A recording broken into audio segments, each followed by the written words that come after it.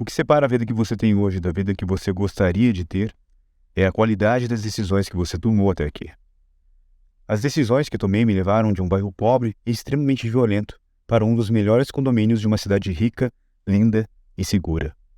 De sair de uma empresa que ficou no negativo por anos para criar uma das maiores empresas de marketing digital do Brasil. E permitiram que eu me tornasse amigo das pessoas que eu admirava só pela internet e acompanhava muitas vezes por livros, podcasts e YouTube. Nesse episódio, eu quero te dar um dos melhores presentes que alguém poderia te dar. O presente de aprender a tomar boas decisões. Então, vamos lá? Bem-vindo de volta ao podcast Vida Lendária. Se você é novo por aqui, meu nome é Alan Nicolas e através desse podcast eu vou trazer insights, reflexões e ensinamentos que vão ajudar você a construir uma vida com mais conquistas, mais significado, uma vida que merece ser vivida, uma vida lendária.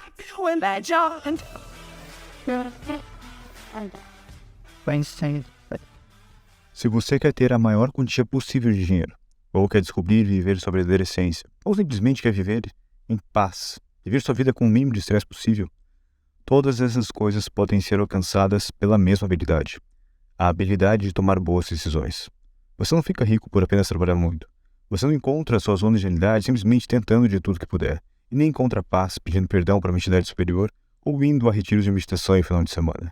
Enquanto tomar decisões ruins, as consequências dessas decisões virão atrás de você. E você pode chamar isso de lei de causa e efeito, lei de ação e reação, lei da compensação, lei do retorno, lei da reciprocidade, lei da semeadura e colheita, justiça divina, lei de equilíbrio cósmico, destino, lei do karma, lei da harmonia universal, você pode chamar o que quiser. Uma coisa é fato, essa lei existe e já foi comprovada ao longo dos séculos por filósofos, matemáticos, religiosos e cientistas.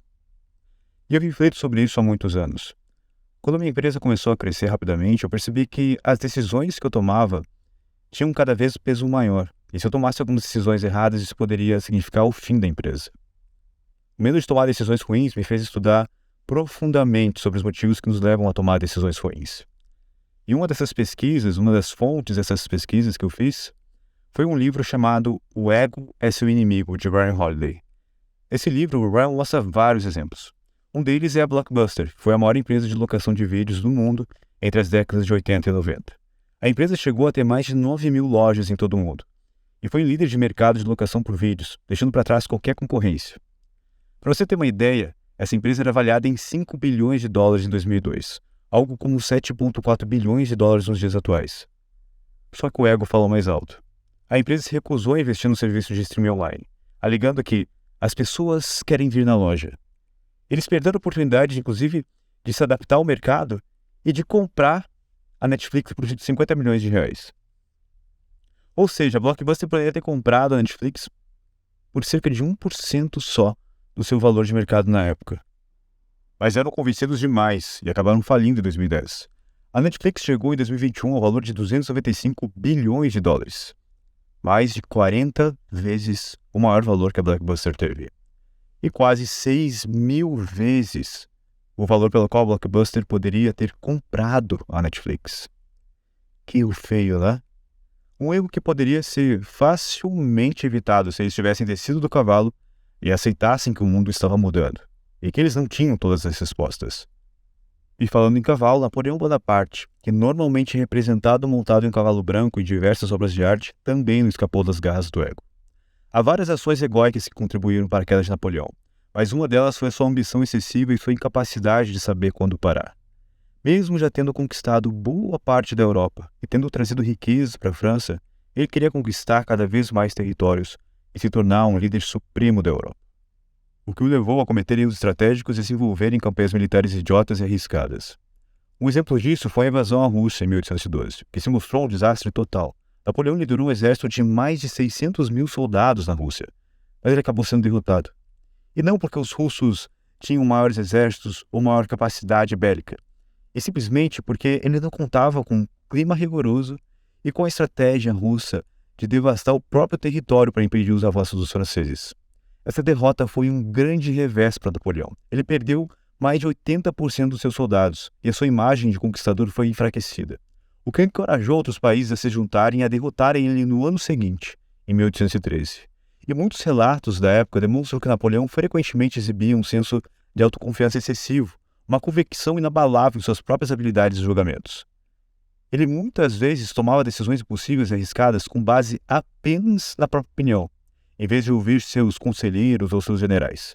Ele acreditava que ele sabia melhor do que qualquer outra pessoa e que suas decisões eram sempre as corretas. Se ele tivesse sido mais realista em relação às suas ambições e tivesse sabido quando parar, poderia ter evitado essa derrota prolongada e poderia ter conquistado um reinado mais duradouro. Mas o seu ego levou a acreditar que poderia conquistar tudo e acabou levando à ruína. A história está recheada de muitos exemplos como esses. Exemplos de pessoas, empresas e até mesmo nações que sucumbiram por líderes que tomaram péssimas decisões por se deixarem levar pelo ego. Como Nietzsche uma vez escreveu, o maior inimigo que você pode encontrar será sempre você mesmo. Quando você começa a acertar muitas vezes seguidas, isso te seduz, te faz projetar esse sucesso de uma forma contínua, inclusive em outras áreas da vida, o que normalmente nos leva a tomar péssimas decisões. Mas Alan, eu achei que esse podcast é para nos ensinar a tomar melhores decisões, e não sobre como entender como decisões ruins são tomadas. Mas muitas vezes, apenas entender onde não ir é o suficiente para chegar onde se deseja.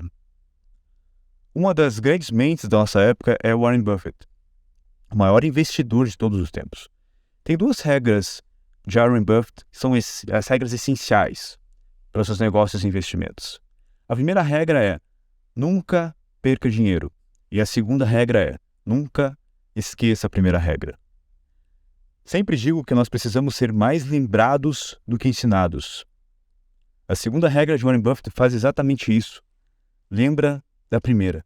E esse foi um aprendizado que eu só consegui internalizar jogando um jogo chamado Bomberman no horário de almoço da minha empresa com os meus sócios e colaboradores. O João, o André e eu, a gente era muito competitivo. A gente chegava até a assistir vídeos no YouTube para a gente melhorar as estratégias que a gente utilizava durante a hora do almoço ou na uminha, como a gente chamava a última partida antes de deixar o escritório à noite. Como nesse jogo 8 pessoas podiam jogar ao mesmo tempo, nós tínhamos vários outros parceiros de negócio ou colaboradores que se juntavam a nós para jogar com a gente. Só que eles dificilmente ganhavam, porque a gente era muito competitivo.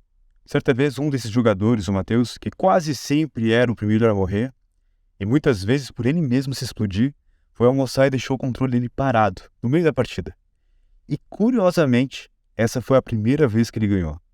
Enquanto o personagem dele ficou lá, parado, nós todos nos matávamos fazendo ele ser o último a ficar vivo e o único a ficar vivo, que fez com que ele ganhasse a partida. E por mais que o Matheus tentasse muito, ele nunca tinha ganhado nenhum jogo antes. Ele ganhou quando simplesmente deixou o controle parado e ficou longe das bombas. Nós demos muita risada sobre isso. Mas naquele dia, indo para casa, eu comecei a observar os problemas que rondavam a minha mente. Todos, sem exceção, tinham sido criados por mim. Péssimos investimentos, más contratações, problemas na empresa que tinham sido gerados por más decisões minhas. Em um dos livros de Deepak Chopra, eu li uma frase que me marcou muito, e eu conectei isso com o que ele escreveu. O sucesso vem quando você aprende a evitar os erros que os outros cometem. O próprio criador da Forbes também disse numa entrevista uma vez que, às vezes, saber o que não fazer é a chave do sucesso. E recentemente, lendo pela terceira vez o Almanaque de Naval Ravikant, eu encontrei o seguinte trecho. Eu não acredito que tenho a habilidade de dizer o que vai funcionar. Ao invés disso, eu tento eliminar o que não vai funcionar. Não se trata de ter os julgamentos corretos, mas sim de evitar os julgamentos incorretos. As mentorias que eu dou eventualmente para empresários ou pessoas de sucesso em suas áreas, que me buscam para tomar conselhos, para tomar decisões melhores, o meu trabalho consiste em identificar o que eles não devem fazer, principalmente, ou o que não deveriam estar fazendo. E só às vezes, mas muitas vezes, raramente é o que fazer. E esses conselhos já salvaram algumas empresas de falir e já ajudaram outras a faturar alguns milhões, simplesmente por entender e ajudar a eles a entender também o que evitar. Quando queremos evoluir, nossa resposta costuma ser buscar mais clientes, mais serviço, mais produtos, mas como eu já disse no episódio 10, a vida é contraintuitiva. E o que faz você se destacar no mercado é tomar decisões contra a manada, ou seja, ações que são contraintuitivas. Steve Jobs, que é um grande exemplo disso, ele acreditou em uma ideia extremamente contraintuitiva na sua época. Ele acreditava que cada pessoa teria um computador pessoal. Isso era nos anos 70. Seria como imaginar hoje, daqui a 10 ou 20 anos, todos terem suas mentes conectadas à internet. E toda pessoa ter acesso a uma inteligência artificial conectada diretamente ao seu cérebro, trazendo informações em tempo real e capacitando a comunicação entre outras pessoas através da mente, deixando no esquecimento computadores e celulares. Em 85, Jobs foi expulso da própria empresa. Mas 11 anos depois, sem Steve Jobs, a Apple estava à beira da falência. A empresa estava perdendo o mercado para a Microsoft. E os novos lançamentos que eles estavam fazendo estavam sendo um fracasso. Eles estavam tentando acompanhar a concorrência e lançando um monte de produto. Eles achavam que a resposta era mais. Quando Jobs voltou à Apple em 96, uma das primeiras coisas que ele fez foi simplificar a linha de produtos. E em 98 a empresa já estava se recuperando rapidamente. Tinha lançado o iMac e tinha sido um sucesso nas vendas. Nesse mesmo ano, em uma entrevista para uma revista de empreendedorismo, Steve Jobs disse: "Eu estou mais orgulhoso das coisas que nós deixamos de fazer do que das coisas que nós fizemos." E nessa mesma entrevista ele também disse que as pessoas pensam que o foco significa dizer sim para a coisa em que você irá focar. Mas não é isso que significa de jeito nenhum. Significa dizer não a centenas de outras boas ideias que existem. Você só precisa selecionar cuidadosamente. Quantas vezes nós dizemos sim para problemas disfarçados de oportunidades? Boas ideias que se demonstram uma furada depois que a gente aceita a entrar nesse barco furado. Agora faça um exercício mental comigo. Reflita agora um pouco aí. Quais são os problemas da sua vida? Pense em 1 ou 2, ou até mesmo 3. Vou dar um tempinho para você pensar aí. Pensou? Quantos desses problemas não foram gerados exatamente por você? Quantos desses problemas poderiam ter sido evitados se você tivesse pedido um conselho para uma pessoa certa ou até mesmo tivesse refletido um pouco mais?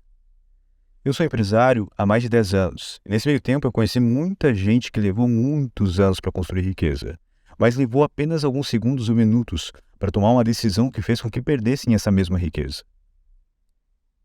Eu mesmo já perdi muito dinheiro por tomar decisões em uma posição de soberba ou medo.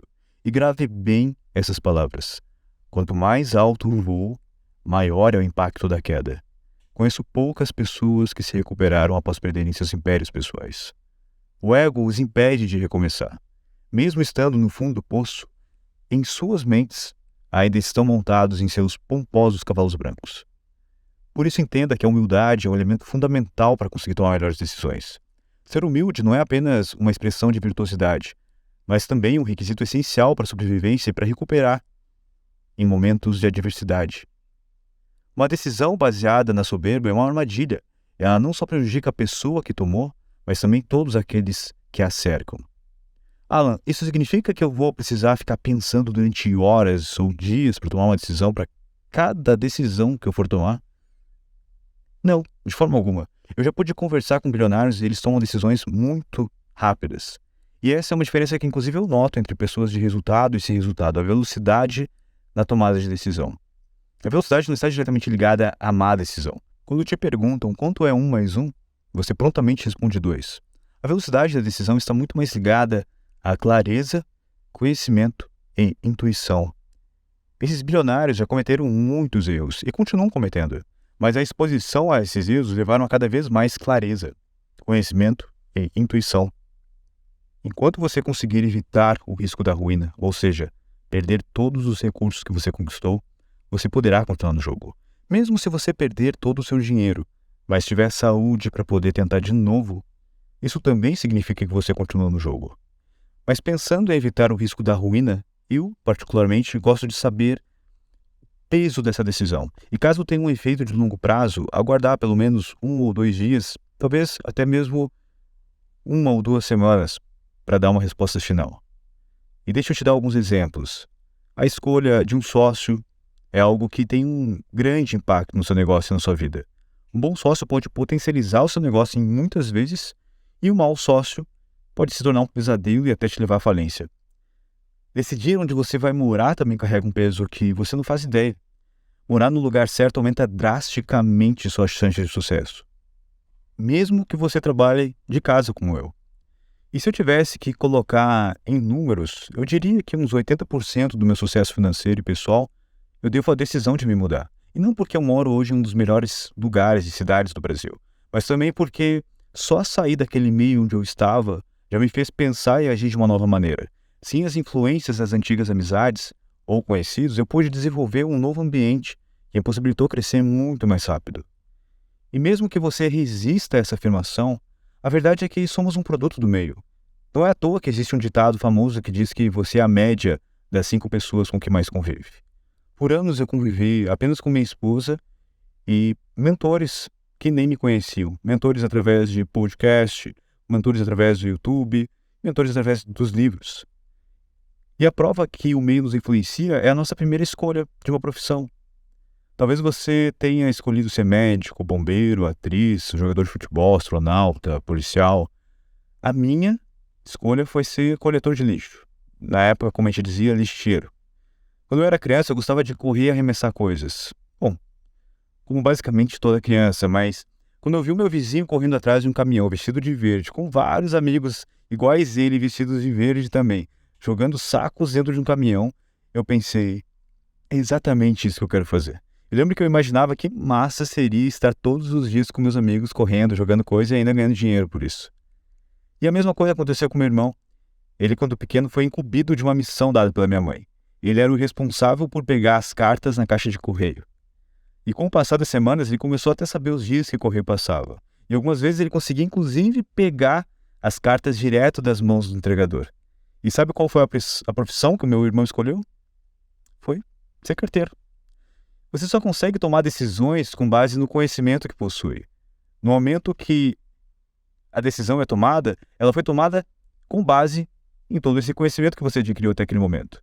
E se eu voltar 20 anos no tempo, nenhuma criança na face da Terra diria que deseja se tornar um youtuber ou um influencer.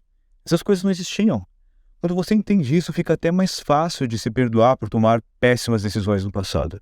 Você tomou aquela decisão com base no conhecimento que tinha. Se você soubesse que aquele relacionamento era ruim, se você soubesse que aquela sociedade ou projeto não daria certo, ou aquela profissão não era certa para você, você provavelmente não teria feito isso ou teria feito uma coisa diferente.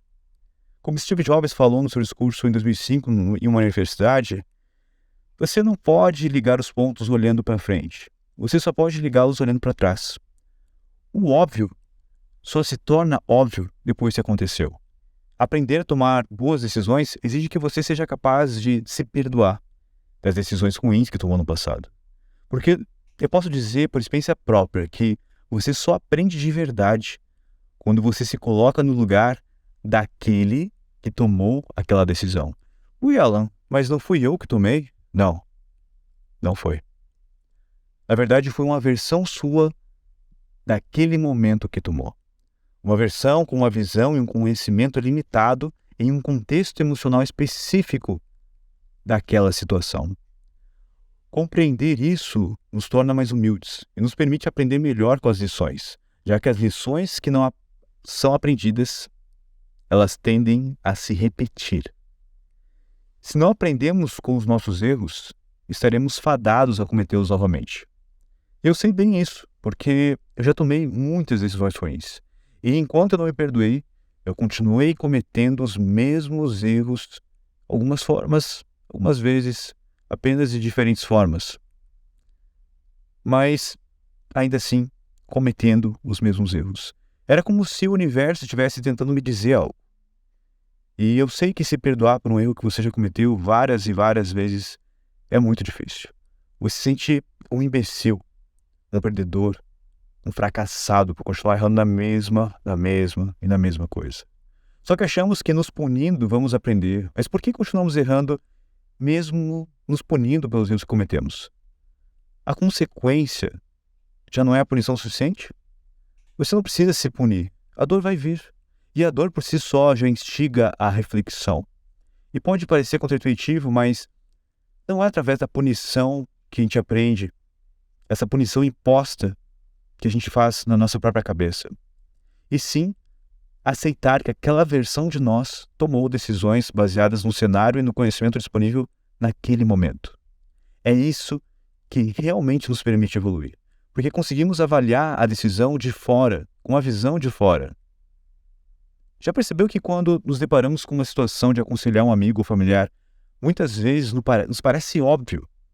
É óbvio qual seria o caminho certo a seguir. E quando percebemos alguém repetindo os mesmos erros, a gente até se pergunta como é que essa pessoa não enxerga o problema dessas ações? Como é que ela não consegue entender que ela está caindo de novo na mesma armadilha? Ela está presa num looping, fazendo e cometendo os mesmos erros de novo e de novo. A gente tem essa percepção porque a gente está olhando do lado de fora. Nós somos capazes de analisar a situação de maneira racional porque a gente não está envolvido emocionalmente com as decisões que aquela pessoa está tomando. No entanto, quando a gente se depara com os próprios erros, a gente tende a nos sentir mal, a nos culpar por ter cometido esses erros. E essas emoções negativas nos impedem de enxergar de forma clara os aprendizados que esses erros podem nos trazer. E quando nos perdoamos e olhamos para um erro com uma versão anterior nossa, conseguimos olhar com a visão de fora, como se estivéssemos aconselhando o melhor amigo. E por que não se tratar como um melhor amigo? Não tenha medo de errar. Errar te leva mais próximo do seu objetivo, desde que você erre de formas novas e aprenda com os erros que já cometeu. Em uma das palestras que eu dei sobre marketing digital, me perguntaram como eu consegui, em tão pouco tempo, ter tanto resultado. E a minha resposta foi que eu estou disposto a errar de forma mais rápida, barata que as outras pessoas que eu conheço. Eu poderia te dar várias regras e perguntas que eu procuro usar pessoalmente para tomar melhores decisões. Como, se não é um claro sim, então é um claro não. O que essa pessoa quer de verdade de mim. Porque toda oportunidade oferecida normalmente beneficia mais quem ofereceu. 3.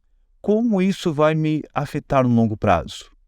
Como o efeito composto irá atuar em cima dessa decisão que eu vou tomar?